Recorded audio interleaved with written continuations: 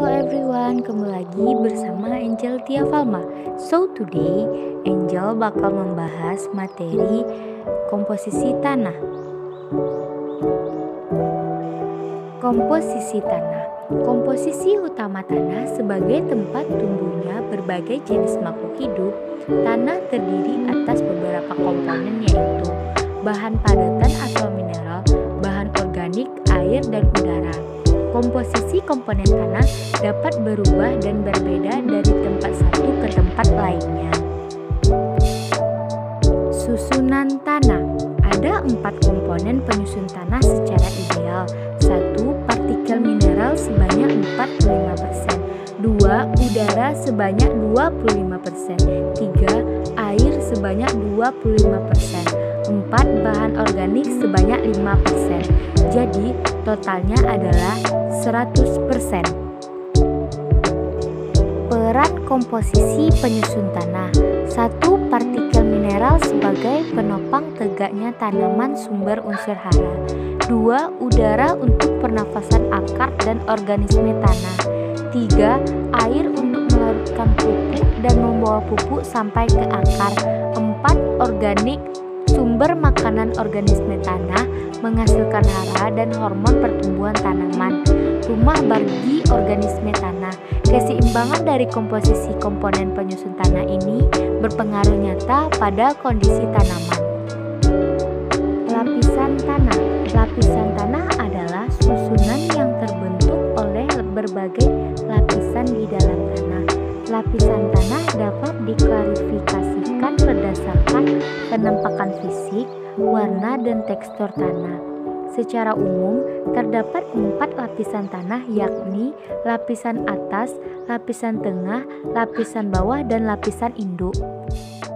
Lapisan atas adalah lapisan yang memiliki hingga kedalaman 30 cm, yang dikenal juga dengan istilah topsoil. Lapisan tanah yang banyak dihuni oleh organisme adalah lapisan atas, sehingga merupakan lapisan yang paling subur. 2. Lapisan tengah.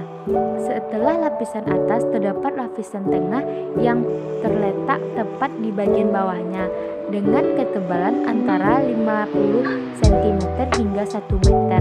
Lapisan tengah terbentuk dari campuran pelapukan yang terletak di lapisan bawah dengan material lapisan atas yang terbawa air van mengendap. Ciri-ciri lapisan tengah adalah berwarna lebih cerah dibandingkan lapisan atas dan bersifat lebih padat sehingga sering disebut dengan tanah liat.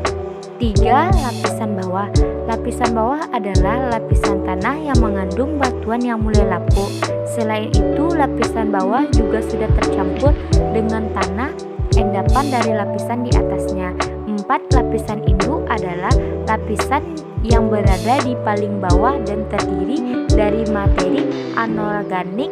Materi anorganik penyusun lapisan induk berasal dari pecahan batuan. Lapisan tanah ini tidak mengandung humus. Tanah berpasir. Pada tanah berpasir, ruang bagi komponen penyusun tanah udara terlalu besar, bisa mencapai 45%, sehingga menekan komponen lain yaitu air plus minus 10% dan bahan organik lebih 1%. Komposisi tanah berpasir adalah partikel mineral 45%, udara 45%, air kurang lebih 10% dan bahan organik lebih 1%. Apa efeknya bagi tanaman? Tanah menjadi kekurangan air dan kekurangan bahan organik. Pertumbuhan tanaman menjadi terhambat dan sedikit organisme tanah yang hidup di seputaran area perakaran.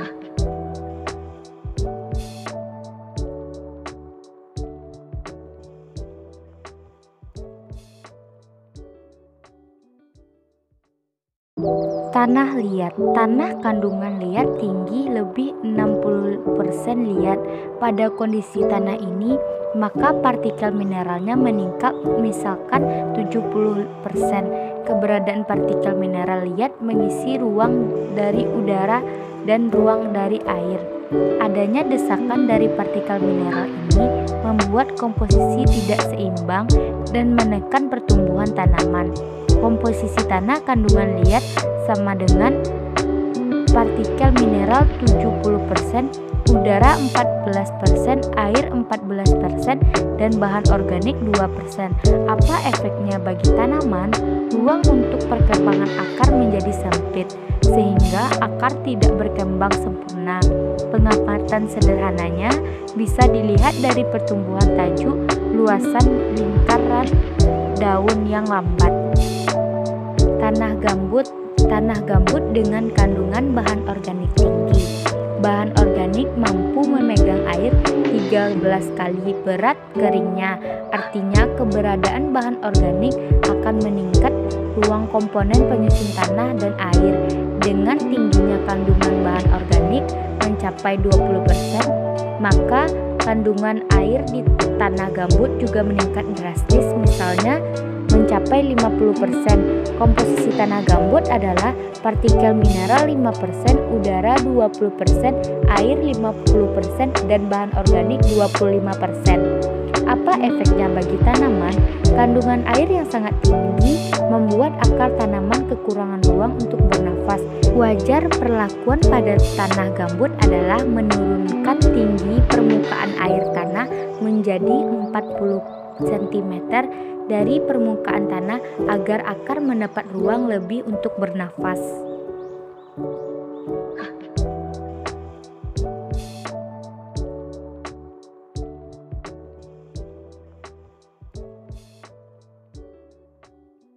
Jika ada pertanyaan, jangan lupa komen di kolom chat ya.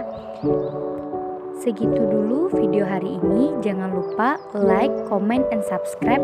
See you the next video. Bye.